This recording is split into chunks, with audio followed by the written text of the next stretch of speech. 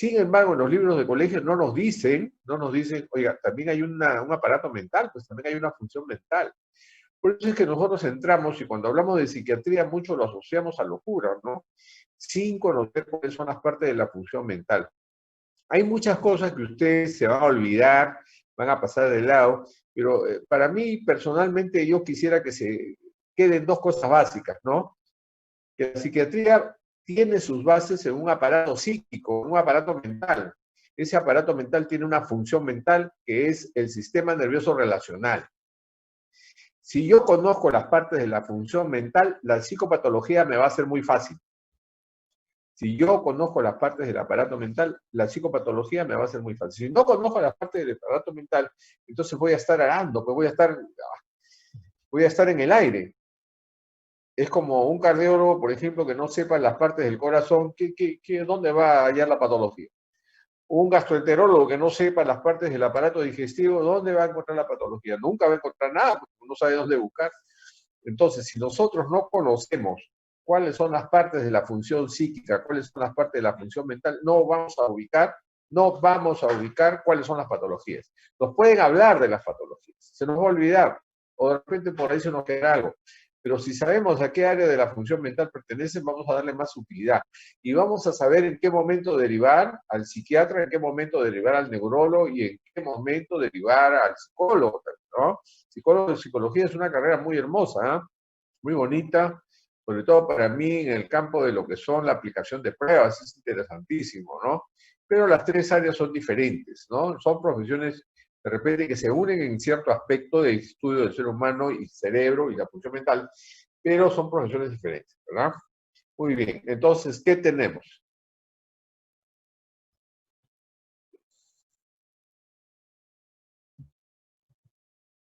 Muy bien, características de la conducta normal, entonces tenemos algunas ejemplos, solamente los pongo como ejemplos porque después vamos a ver cada uno de ellos de una manera general hoy día y de una manera muy singular con cada uno de de sus doctores, de sus profesores que van a tener más adelante, ¿ya? Entonces, cuando se habla de depresión, de psicosis, de síndrome orgánico cerebral, estamos hablando de psicopatología, así como los trastornos de personalidad, ¿no? Psicopatología, si es ciencia de la conducta normal y de los trastornos mentales, así es, ¿no? Entonces, nuestro curso, aparte de conocer lo que significa salud mental, vamos a tener que conocer las principales enfermedades mentales, ¿no?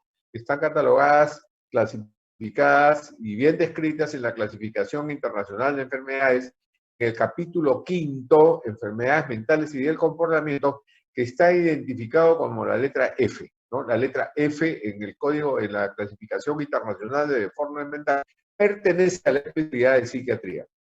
Y acá está, psicopatología de las funciones mentales. Vamos a ver, ¿no? Entonces acá tenemos 12 áreas. A ver, doctores, 12 áreas. Esta lámina debe quedarse grabada en su memoria. Ahí está la memoria en el punto 2, como parte de la función mental. Si se queda grabada en su memoria, es como si ustedes tuvieran grabados en el cerebro el aparato digestivo, el aparato respiratorio, el aparato reproductor, el aparato urinario. Es así, el aparato endocrinológico, el aparato mental. Lógicamente que nosotros dividimos el aparato mental, la función mental la dividimos. ¿Por qué la dividimos? La dividimos con fines de estudio, con fines de clasificar algún tipo de molestia, porque todas estas áreas de la función mental están como un engranaje y funcionan como un todo, ¿verdad? Pero lo dividimos con fines didácticos, lo dividimos con fines de aprendizaje y lo dividimos con fines de esclarecer un diagnóstico claro, ¿de acuerdo? La conciencia. Entonces, la conciencia, hay dos tipos de conciencia, una conciencia neurológica y una conciencia psicológica. Una conciencia neurológica y una conciencia psicológica. La conciencia neurológica es aquella que nos permite estar conectados con el medio. Ahorita estamos conectados de tal manera que nuestra conciencia neurológica es un estado de alerta, pero la conciencia neurológica puede tener cuatro estadios, cuatro manifestaciones que están fuera del contexto. Una de ellas es la estrechez de conciencia. ¿La conciencia se puede estrechar? Sí, se puede estrechar, porque yo puedo tener una visión tubular de la conciencia de acuerdo a lo que yo quiero ver, ¿no? Lo que llaman estrechez de conciencia de acuerdo a mi estado emocional, ¿no? Los estados emocionales hacen que la conciencia se estreche. Eso sucede, por ejemplo, en las relaciones afectivas, las relaciones emocionales, ¿no? La conciencia se estrecha cuando ustedes están enamorados, hay un compromiso emocional que perturba el estado de conciencia, ¿no? Hay estrechez. Yo quiero ver lo que quiero ver. Y por más que me digan que no es así, yo voy a ver lo que quiero ver, a pesar que lo que yo vea no es verdad. Solamente mi conciencia se va a ampliar y ver las cosas como son en el momento que yo me desengañe. Y en el momento que yo me desengañe, recién voy a poder ver a aquella persona que para mí no es real. Ese se estrechez de conciencia, ¿no? La conciencia se estrecha. Veo lo que quiero ver. Emocionalmente se perturba. Las emociones perturban mi conciencia. En el libro de Jorge Lazo Manrique, que también es un psiquiatra, médico, él habla sobre criterios de elección de pareja, que me pareció interesante, por si acaso nótenlo, interesante, criterios de elección de pareja, y ahí habla que las personas cuando nos enamoramos, dice, ¿no? Y todas las personas que nos enamoramos entraremos en un estado de locura temporal. Bueno, yo pienso que es verdad, pues, porque si ustedes se examinan, todos creo, ¿no? Si ustedes se examinan, se van a dar cuenta que cuando uno está enamorado hace cosas que normalmente no haría, ni hablar, pues, ¿no? Y el autor del libro, no se olviden, Jorge Lazo Manrique, en esta obrita de criterios de elección de pareja, habla de que las personas que entran en este estado de enamoramiento entran en un estado de imbecilidad transitoria. Se pasó el autor, imbecilidad transitoria, y es verdad, pues, porque uno va haciendo tonterías que después dice, caray, qué tonto es, ¿sí? ¿No? Y el autor lo llama como estado de imbecilidad, estados de imbecilidad transitoria. Luego de estrechez empezamos el entorpecimiento de conciencia. La conciencia se entorpece, sí, se entorpece, pues. Puede estar entorpecida por procesos infecciosos, por trastornos orgánicos y sobre todo con la ingesta de sustancias, alcohol y drogas, ¿no? Hay un entorpecimiento de conciencia. Usted ve una persona alcohólica que baja de un carro, no coordina nada, está torpe, torpe motoramente y torpe también en sus contestaciones, ¿no? Hay entorpecimiento que está torpe, hay entorpecimiento de conciencia, no hay movimientos finos, no todos los movimientos son toscos, bruscos, por ese entorpecimiento de la conciencia neurológica. Luego viene la estrechez, la obnubilación de conciencia. Y acá es interesante ver, pues, porque en la obnubilación de conciencia vienen los cuadros epilépticos, ¿no? Los cuadros epilépticos. Y dentro de estos cuadros epilépticos que ustedes han visto, estados que acaban de pasar por neurología también, ¿no? Las epilepsias, una vez que entran en su estado de recuperación, entran en el estado crepuscular de conciencia. Y en ese estado crepuscular de conciencia, la persona puede cometer delitos, puede matar, puede hacer algo, y no hay registro en la memoria del acto cometido. O sea, la persona puede cometer el delito y no recuerda, no se da cuenta, no sabe lo que ha hecho, porque no hay un registro en la memoria del acontecimiento dado. Y finalmente, pues, viene el estado de coma, ¿no? En donde hay una desconexión del medio, ¿no? La persona se desconecta totalmente, abruptamente, de la interrelación con el medio, con el contexto, estado de coma, ¿verdad? Esta conciencia humana tiene su ubicación en todo el córtex, ¿no? Todo el córtex cerebral. La membrana que recubre pues, el cerebro tiene como finalidad esta conciencia neurológica, ¿no? Esta investigación sobre la ubicación en el campo cerebral todavía es relativa, ¿no? La conciencia neurológica. Y el otro tipo de conciencia es la conciencia psicológica. La conciencia psicológica, que para el caso de la psiquiatría es de importancia su mención en este momento, porque la conciencia psicológica me permite a mí tener discernimiento y juicio crítico, o sea, saber qué cosa es bueno, qué cosa es malo, qué cosa es correcto, qué cosa es incorrecto, qué cosa se puede, qué cosa no se puede, sí, no, blanco, negro. Esta conciencia psicológica es la que muchos estamos carentes de ellas, y nuestro país carece de conciencia psicológica, porque a pesar de que sabemos que las cosas están mal, las seguimos haciendo mal. A pesar que las cosas están prohibidas, hacemos las cosas prohibidas. O sea, ese discernimiento, juicio crítico de valoración moral, eso tiene que ver, la conciencia psicológica tiene que ver mucho con la ética. Ética es parte de la filosofía que estudia el comportamiento humano. Entonces, esta conciencia humana se generaría en la parte posterior del córtex cerebral. Entonces, en la parte posterior del córtex cerebral, en la corteza occipital, se supone que se generaría esta conciencia psicológica de discernimiento y juicio crítico. Muy bien. La siguiente ubicación cerebral, córtex posterior. Esta diapositivas me ha permitido darles la ubicación cerebral, un poquito de teoría para ver la ubicación, ¿no? 1 o 2 dibujos, para que tengan bien ubicados de qué se trata la psiquiatría, ¿no? Nosotros somos médicos y como parte de ser médicos tenemos la obligación de saber por lo menos la anatomía de la psiquis, ¿no? Entonces acá está la ubicación de la conciencia, córtex posterior occipital. Los hemisferios derecho y izquierdo, bueno, como parte integrante de la conciencia puede ser, ¿no? El hemisferio derecho que tienen ustedes a su izquierda es el sistema afectivo emotivo. Bueno, el cerebro tiene una mitad derecha y en esa mitad derecha están todas las emociones, ¿no? Está todo lo que significa las alegrías, la diversión, las fiestas, los paseos, el jolgorio. Hace un momento se han reído ustedes. Ahí está funcionando el hemisferio derecho. Pero a la hora que se ponen alertas en un estado de contestar, cuando he pasado lista, empezaron a ponerse alerta, no voy a ponerme falta, entra el hemisferio izquierdo, en donde entra la numeración, el estado de alerta, el estudio, ¿no? A ver, de repente ustedes tienen que examinarse pues a sí mismos, ¿no? ¿Cómo están? Oye, hay una fiesta, vamos a la fiesta, pero por ahí uno dice, no, porque mañana hay examen de psiquiatría y el doctor nos va a jalar a todos. Ese que se queda estudiando, su hemisferio izquierdo empezó a trabajar sobre la responsabilidad y los actos correctos, ¿verdad? Ahí entra pues su conciencia psicológica, qué cosa está bien, qué cosa está mal. Pero muchos están con el hemisferio derecho y dicen, no, mejor vamos al tono, vamos a la fiesta, y no estudian nada y se van a la diversión. Ahí entra el hemisferio derecho, todo lo que significa emociones, situaciones de alegría y de bienestar. Bien.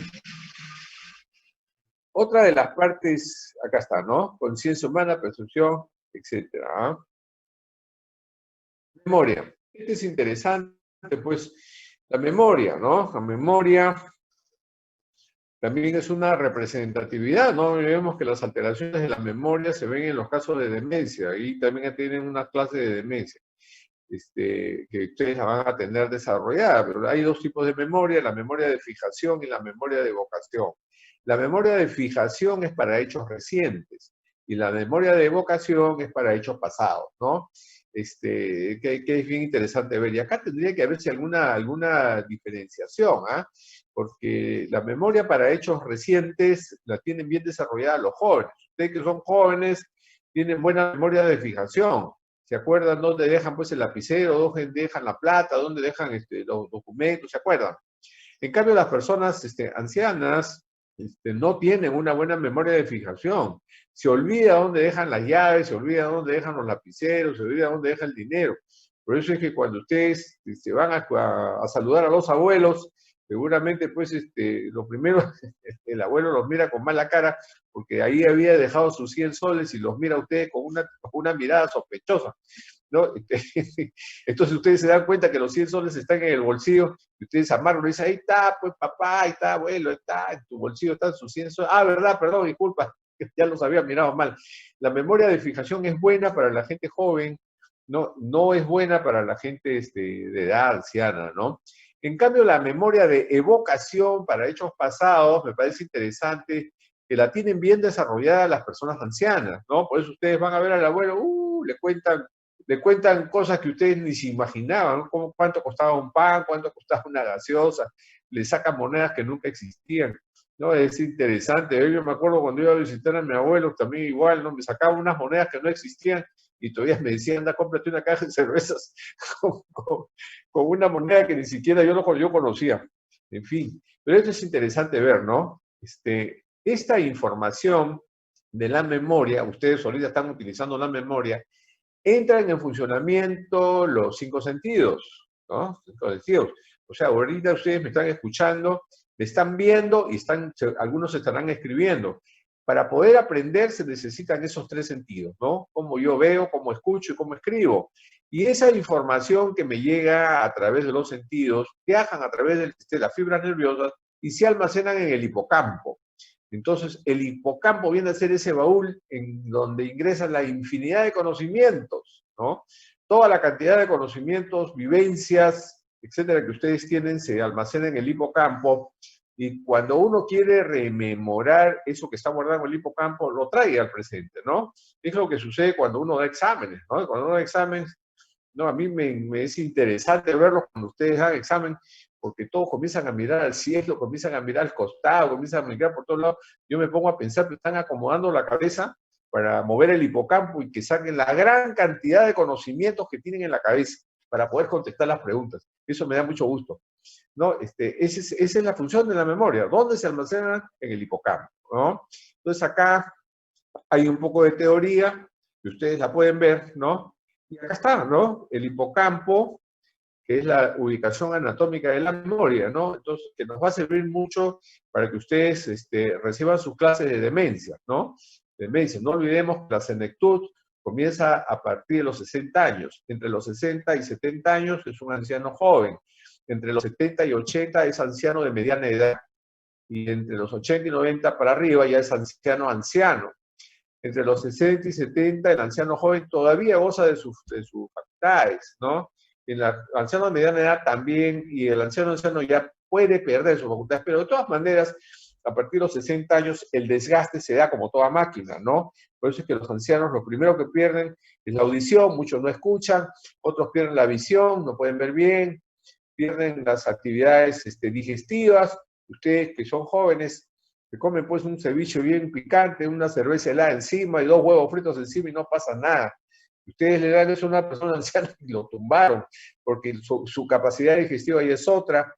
El anciano tiene una dificultad porque hay disminución de sus reflejos motores. O sea, los que lo roban buscan ancianos porque no tienen esa capacidad de respuesta y reflejo rápido, ¿no? Entonces, ese es el riesgo de la persona que va perdiendo ciertas habilidades.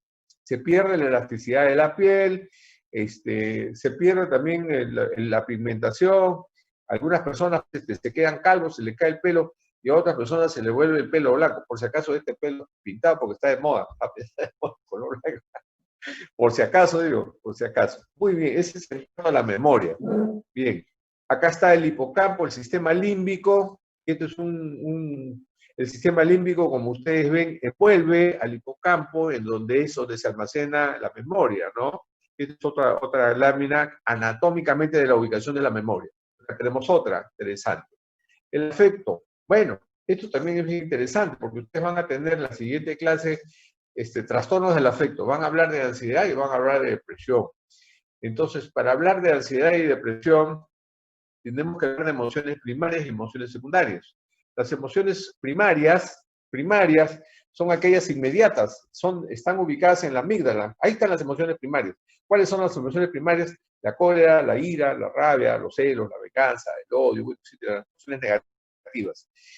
Dentro de las emociones también está, lógicamente como carta de presentación, la ansiedad y la depresión. También está, ¿no?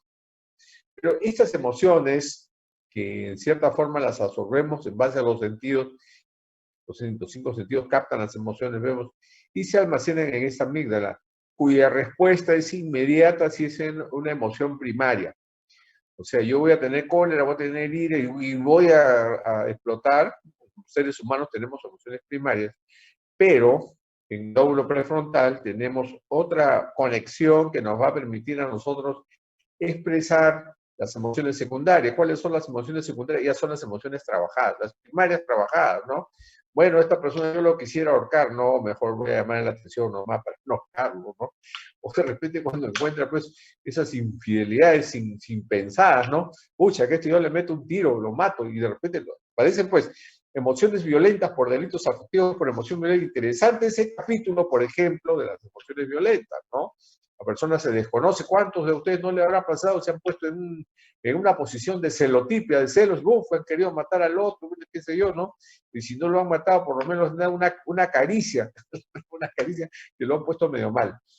En cambio, la emoción secundaria es una emoción trabajada, ¿no? Yo pienso que la emoción secundaria, yo le llamaría emociones inteligentes, porque esa emoción primaria migra al lóbulo frontal, y el lóbulo frontal entra en discernimiento, juicio crítico, y dice, oye, bueno, no lo mates, por lo menos puedes llamar la atención, ¿no? No lo ahorques, bueno, álzale la voz, pero, o retírate por último, ¿no? Retírate para que no pase nada mal.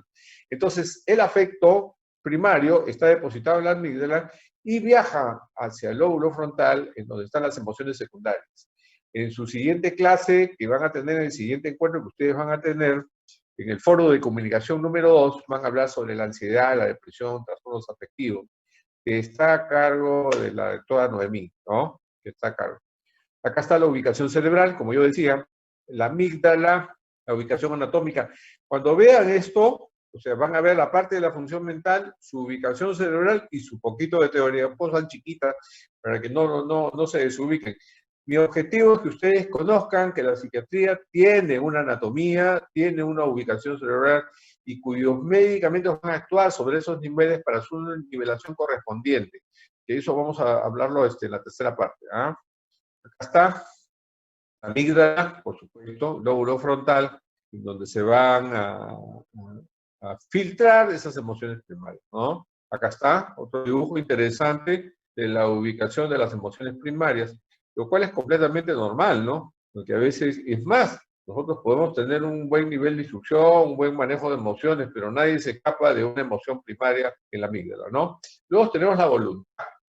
La voluntad como parte de la función mental. Entonces tenemos la conciencia, el afecto, la voluntad, ¿verdad? La voluntad también se enferma, ¿no? ¿Qué es la voluntad? Pues entonces, nosotros tenemos como anatomía de la voluntad una parte apetitiva y una parte ejecutiva. Una parte apetitiva y una parte ejecutiva. Entonces, la parte apetitiva, vamos a suponer que yo tenga mucha sed y quiera tomarme pues tengo dinero en el bolsillo y digo, bueno, voy a tomarme pues unas 100 cervezas, pues, porque tengo plata y a mí nadie me manda. Entonces yo me tomo las 100 cervezas. Sí, habría que ver, ¿no?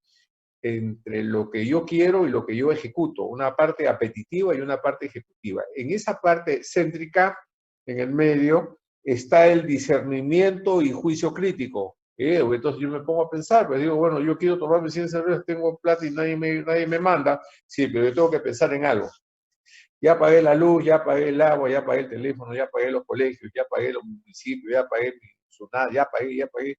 Uy, como no he pagado nada y saco la cuenta, ya no me puedo tomar 100 cervezas, pues lo único que me queda es para tomar 2, ¿no? Y de repente me tomaré las 2 si es que me queda algo.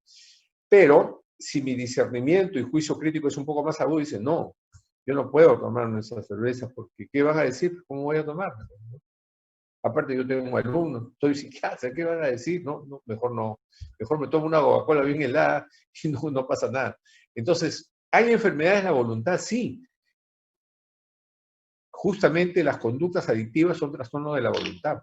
O sea, lo apetece, lo ejecuta. Es igual que la ludopatía, ¿no? Son trastornos de la voluntad. Me apetece jugar, me gasto toda la plata, lo ejecuto.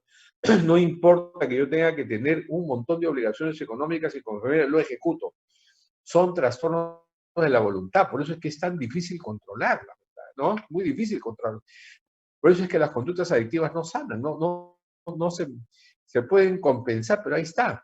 Porque ahorita vamos a ver cuál es el circuito que se da en el aprendizaje de una conducta en donde la voluntad se quiebra. Lo más curioso es que cuando existe una persona con un trastorno de la voluntad, lo primero que decimos nosotros es ponte tu voluntad, ponte tu voluntad, ponte tu voluntad. ¿Cuál voluntad si la voluntad está enferma? Y lo que necesita es un tratamiento médico, ¿verdad? Acá está la corteza frontal o ganglios basales. Es importante porque dentro de la ubicación cerebral, los ganglios basales toman una parte importante con toda la anatomía que circunda, parte importante en los trastornos de la voluntad. Esta es una figura que le he insertado ahí, que es las áreas de Brodsman, ¿no? Las áreas de Brodsman. Brodsman, un hombre, lo puse ahí porque me acordé de él.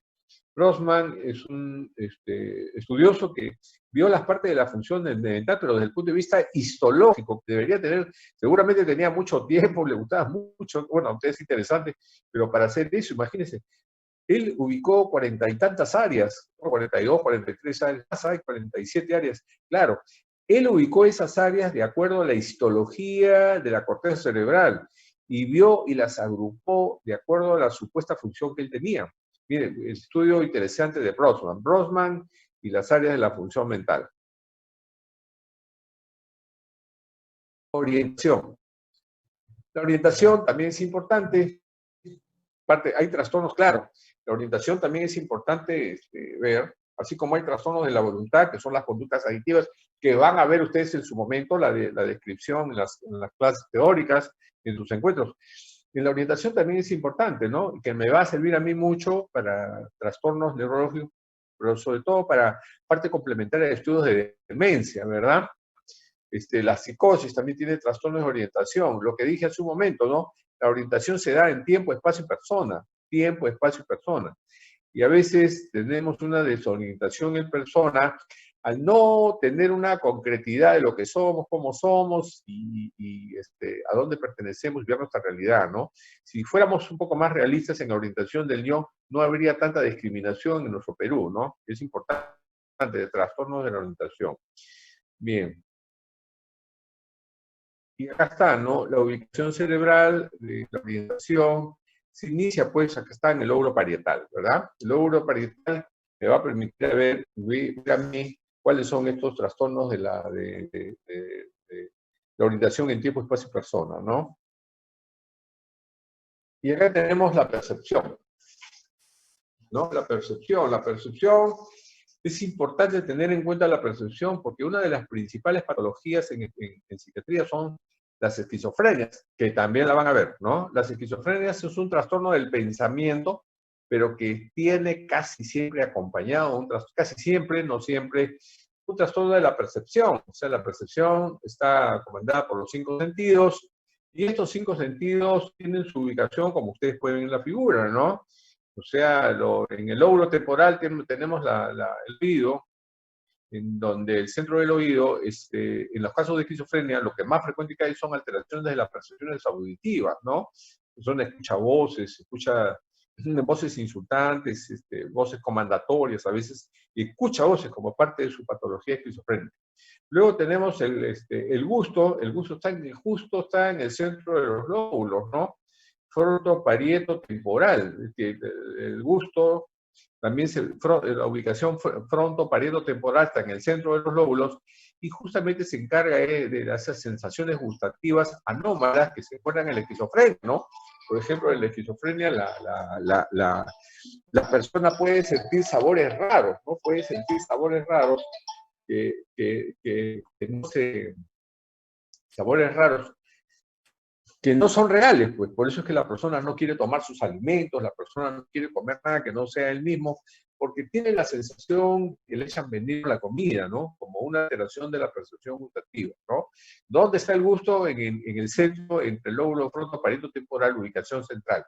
Luego tenemos alteraciones de la vista, ¿no? Cuya localización se origina posiblemente antes del quiasma óptico en el lóbulo occipital, ¿no? Ahí también, ¿no? La persona ve cosas que el resto no ve, pero que la persona la da como cierta dentro de su enfermedad. Luego tenemos el tacto, la ubicación del tacto, que en el campo de la psiquiatría y el campo de la esquizofrenia se presenta como alteraciones senestopáticas, las senestopatías, ¿no? Alteraciones del sistema corporal del tacto, cuya ubicación está entre el lóbulo frontoparietal, ¿no? Ubicación frontoparietal. Ahí está el sentido del tacto, un lóbulo frontoparietal que me ubica la ubicación de esas sensaciones táctiles a nivel de mi cuerpo. Y por último, el olfato, también se da alteraciones de la percepción del olfato cuando las personas sienten olores raros, olores extraños, y ningún olor es agradable para la persona esquizofrénica, y que está ubicada en la base del lóbulo frontal, prefrontal, ¿no? Que está ubicado ahí, ¿no? Interesante el sentido del tacto, ¿no? La percepción, lóbulo parietal, el pensamiento. Aquí viene también es interesante, pues, porque dentro de las patologías del pensamiento, habría que considerar que el pensamiento, ¿cuál es la anatomía del pensamiento? El pensamiento tiene una anatomía interesante, el pensamiento tiene un contenido, el pensamiento tiene una forma y el pensamiento tiene un curso. El contenido del pensamiento tiene que estar dentro del contexto de la realidad. Si el contenido del pensamiento no está dentro del contexto de la realidad, se escapa de la realidad, estamos frente a una psicosis. Y la psicosis más frecuente que tenemos es la esquizofrenia, que también es motivo de una de las clases de uno de los psiquiatras que está con ustedes, ¿no? Entonces, la esquizofrenia, la enfermedad más frecuente, viene acompañada de trastornos de la percepción, que forman parte de la salud mental, ¿verdad? Junto con el contenido del pensamiento, la parte anatómica de la forma, o sea, el pensamiento tiene una forma. Yo tengo que darle una forma a mis ideas, porque si pierdo la forma, el pensamiento se quiebra. hay una desestructuración de la idea, que es otra de las características de la esquizofrenia. ¿Qué es la esquizofrenia? Es una enfermedad del pensamiento, ¿no? A veces en psiquiatría nosotros tenemos que usar el lenguaje críptico. El lenguaje críptico es el lenguaje modulado que tenemos que emplear para no dañar a la persona que está frente a nosotros, ¿no? Porque a veces la palabra esquizofrénica suena un poco fuerte, a veces podemos decirle, ¿no? Veo que es una enfermedad del pensamiento, del contenido del pensamiento, bueno, uno queda mejor, ¿no? Es lo mismo que sucede, por ejemplo, con los retardos mentales, ¿no? Los retardos mentales. Yo prefiero personalmente decir, es una disfunción intelectual, ¿no? ¿Qué tiene mi hijo, doctor? Es una disfunción intelectual leve, es una disfunción de tal manera. Porque si hablo de tiene un retardo, o sea, la palabra es muy gruesa, ¿no? Ese es el lenguaje crítico, ¿no? Lenguaje apropiado, como para que la persona no se sienta mal. Entonces, ¿qué es la esquizofrenia? Es una enfermedad del pensamiento, ¿no? Es interesante. Entonces el pensamiento tiene un contenido, el pensamiento tiene una forma y el pensamiento tiene un curso, o sea, una secuencia que me va a permitir a mí saber que la persona tiene pues un pensamiento sano, ¿no? Un pensamiento sano. Entonces acá nosotros tenemos que el pensamiento elabora en el lóbulo frontal de la corteza, dice, ¿no? En el lóbulo frontal de la corteza, con la participación del sistema límbico, que hemos visto ahí, el sistema límbico, el tálamo que está abajo, y en la parte superior de la formación reticular ascendente. Miren ese circuito que sigue el pensamiento, ¿no? Es un proceso indispensable para la emisión de juicios, formulación y resolución de problemas, toma de decisiones y transmisión de ideas. Como es una función importantísima el pensamiento, todas aquellas personas que entran en este tipo de enfermedad van a tener que tener una recesión de sus derechos civiles. Por eso que la persona con esquizofrenia pierde sus derechos civiles y a veces ya pues no puede manejar dinero, no puede trabajar, no puede casarse. Sin embargo, el adelanto farmacológico actual hace que nuestros pacientes con esquizofrenia pueden asumir todavía sus derechos civiles. Si no esa satisfacción, es bastante aceptable su participación en la sociedad, ¿no? Acá está, ¿no? Acá está, ¿no? La anatomía que está en la teoría de los componentes en el circuito de la elaboración del pensamiento. O sea, ¿dónde empieza? En el lóbulo frontal, en la corteza del lóbulo frontal, y entra en ese circuito el sistema límbico, el tálamo y la parte superior de la formación reticular ascendente, ¿no? Es un proceso indispensable para la emisión de juicios, transmisión de resolución de problemas, toma de decisiones. Acá está, ¿no? Acá están, estas son las partes, por supuesto, de la formulación de contenido de las ideas, ¿no? Ahí está, la participación del sistema límbico, el tálamo, parte superior de la formación reticular ascendente, que está en la figura que ustedes ven ahí, ¿no? Que conforman los circuitos de la conformación, de la estructuración del pensamiento. ¿Ah? Bien, acá hay otro dibujo que les va a permitir ver. Los hábitos. Bueno, los hábitos también, ¿no? Los hábitos, ¿qué son los hábitos? Pues es un proceso aprendido, ¿no?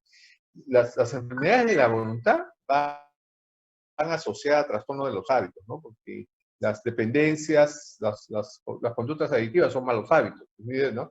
Este es un proceso complejo que tiene su centro de elaboración en el lóbulo frontal de la corteza. No nos va a alcanzar el tiempo seguramente, pero cada lóbulo también tiene su función, ¿no? Y el lóbulo frontal tiene la mayor cantidad de funciones con relación al comportamiento humano, ¿no? Ese discernimiento y juicio crítico que están ahí, está en el lóbulo frontal. Es más, la inteligencia que está más adelante, que vamos a ver como parte de la función mental también, ¿no? Está en el hemisferio izquierdo y tiene un carácter, dicen, genético, ¿no? Y que dicen que lo lleva la dama es la que transmite la inteligencia, ¿no? Con las damas siempre lo transmiten todo, ¿no? Me refiero a los sentimientos más nobles que puedan tener las damas, ¿no? A eso me refiero. Es un proceso indispensable en la emisión de juicio, etcétera, etcétera, ¿no? Perdón, los hábitos, ¿verdad? Entonces, vamos a ver los hábitos, está bien, ¿no? Acá está, ¿no? Es cuestión de patrones que siguen las neuronas. Cuando se aprende un nuevo hábito, la actividad esta se transforma, se vuelve a transformar. Cuando el hábito se deja voluntariamente, finalmente la actividad neuronal aprendida se recupera con su funcionalidad, pero nunca se debe bajar la guardia. Claro, ahora vamos a ver cuál es el circuito de aprendizaje de los hábitos. Los hábitos no se borran, ahí están los hábitos. Pueden ser suplantados por otros. Por eso es que cuando una persona se recupera de una conducta adictiva, dice, se recuperó. pero no dicen, pues, se sanó, ¿no? Porque en cualquier momento se puede disparar en los circuitos que ya tienen conocidos, que están por debajo de otros, que nos va a permitir a nosotros decir si la persona se compensó, más no se curó, ¿no? Pero ahí está. Por eso los alcohólicos anónimos, por ejemplo, dicen, no, llevo 20 años sin beber, sí, pues no se sabe si al día siguiente puede beber. Y eso también nos llama la atención un poco, ¿no? Porque a veces nosotros pensamos que contra más tiempo esté metido en una casa para conductas adictivas, mejor para él, porque ya así ya no va a volver, no ni crean, porque puede estar como 200 días y al día siguiente sale con más ganas, ¿no?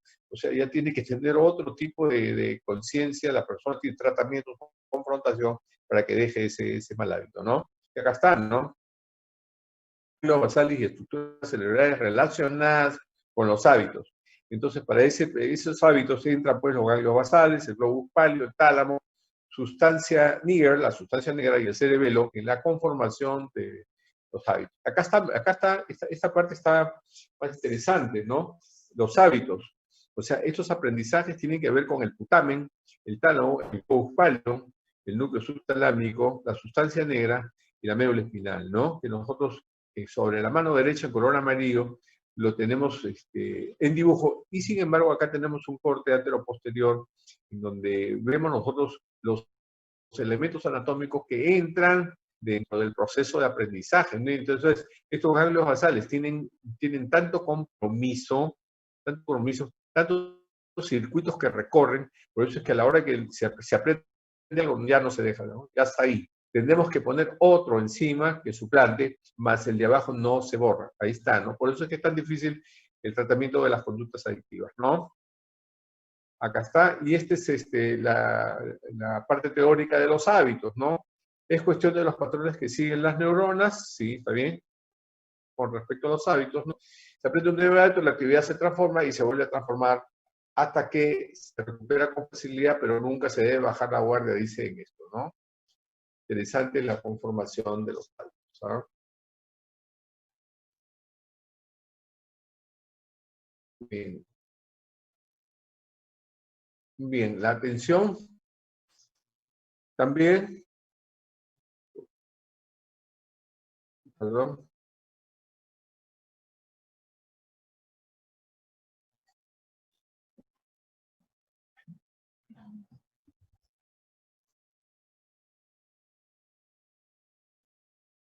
perdón. Ah, ya, acá estamos, ¿ah? Vamos a ver.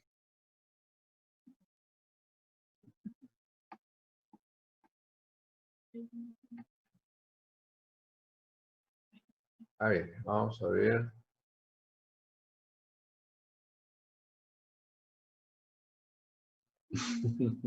Ya. Bien. Estaba mirando algunas notificaciones que usted. Bueno, acá hay un doctor que dice como que tengo el izquierdo atrofiado. Dice. Bien, bien, doctor. Dice, pues me gustaría hasta tenerlos presentes para poder bromear un poco más, pero como no los tengo presentes, no sé de qué se trata. Bien, entonces, la atención. Esto nos va a servir mucho, creo que no sé si estará dentro de las clases de psicopatología en niños. Aquí tenemos patología de niños, trastorno por déficit de atención, ¿no? La atención también es una parte cognitiva, ¿no? De la función mental, ¿no? La atención viene a ser el puente, la atención viene a ser el puente que crea el emisor y el receptor. Ahora, acá nosotros tenemos que crear un puente a distancia. Yo soy el emisor, ustedes recepcionan, así están las clases. Me es difícil crear ese puente, ¿no? Yo espero crearlo en cada uno de ustedes para que ese puente se establezca y ustedes siempre permanezcan en atención. En la práctica, uno ve con el manejo de aula, mirando a los alumnos, ve la posibilidad de establecer ese puente de la atención. Y en los niños, la patología se presenta de ese tipo, la más frecuente, trastorno por déficit de atención, ¿no? Entonces acá tenemos cuáles son, dónde se asienta, digamos, el sistema reticular activador, asciende el tálamo, el sistema límbico, que también tiene gran importancia para las funciones cognitivas, los ganglios basales como base, el córtex parietal posterior y el córtex prefrontal. Entonces, esos son los circuitos. Los sistemas de los hábitos, los sistemas de los hábitos de pensamiento y atención son de repente los circuitos más complejos, ¿no? En donde su tratamiento es un poco más difícil, justamente de esas patologías, ¿no? En niños, los trastornos por déficit de atención son las patologías más frecuentes que hay, ¿no? Vamos a ver.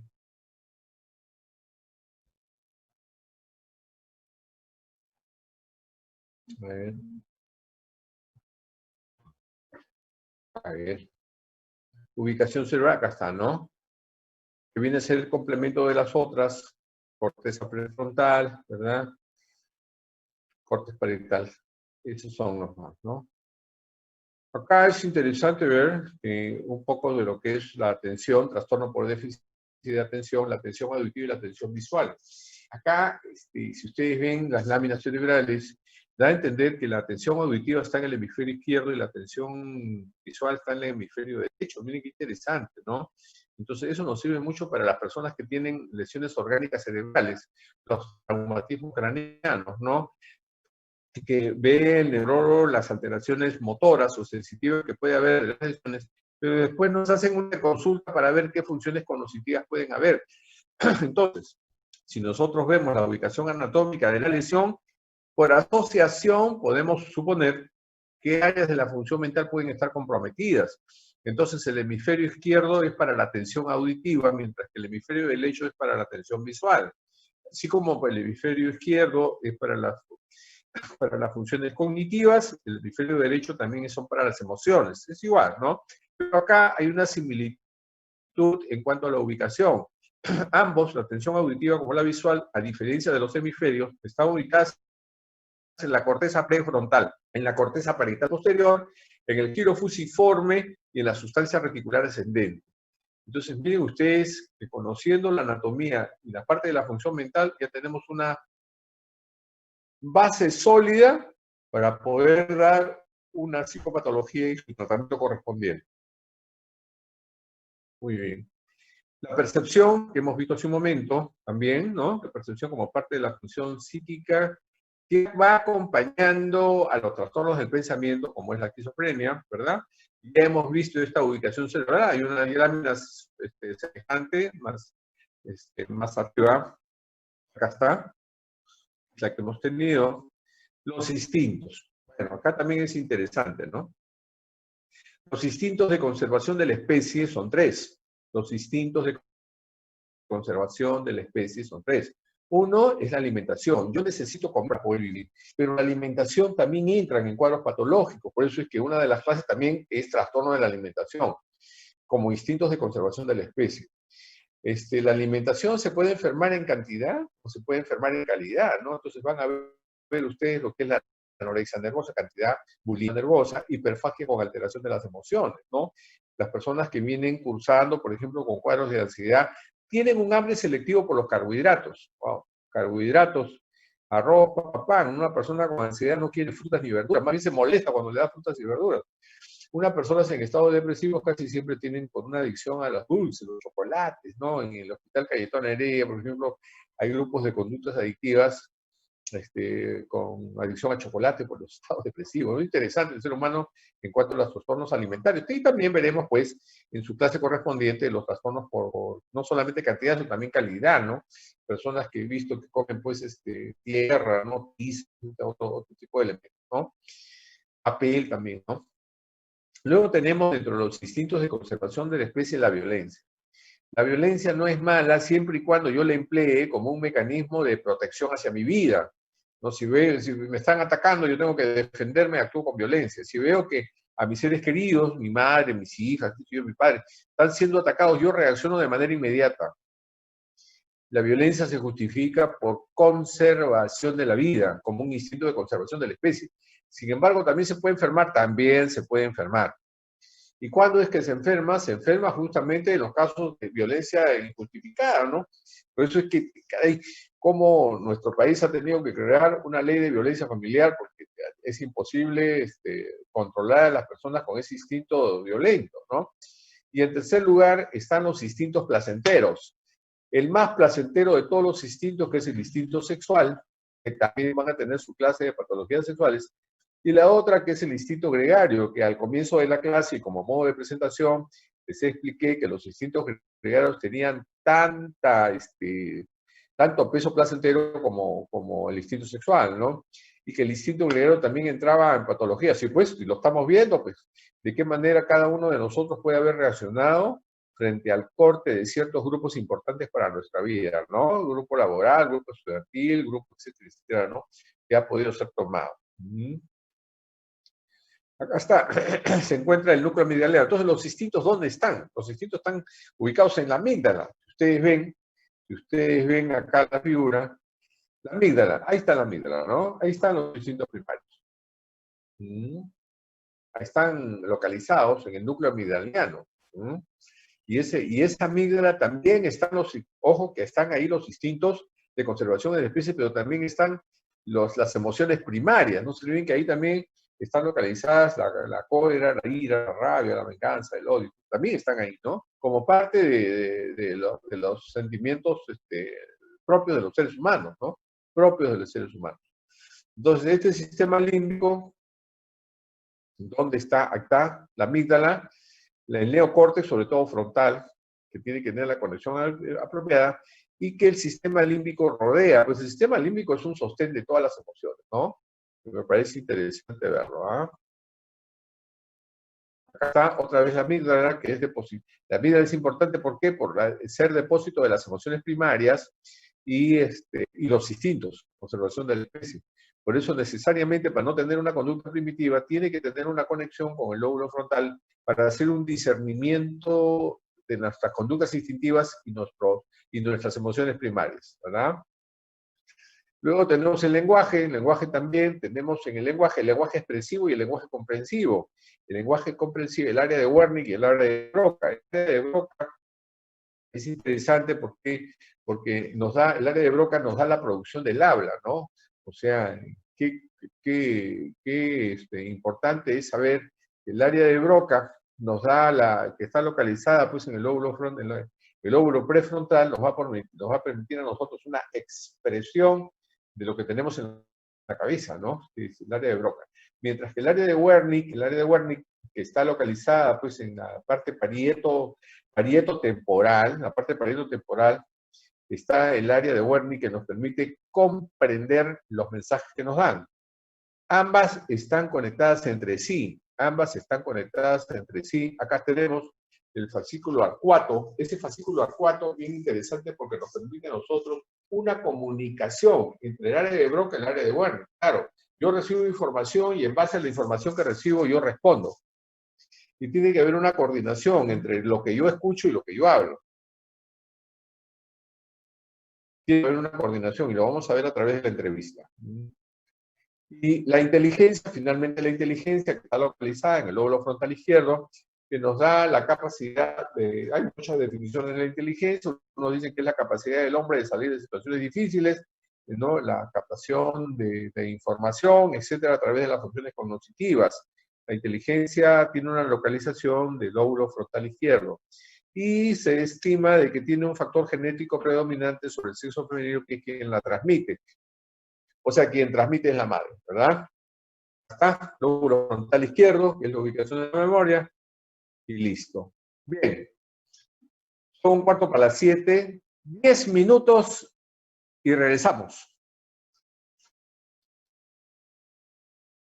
Cualquier pregunta, por favor, la realizan. Cualquier pregunta veo a través del chat, ¿ya?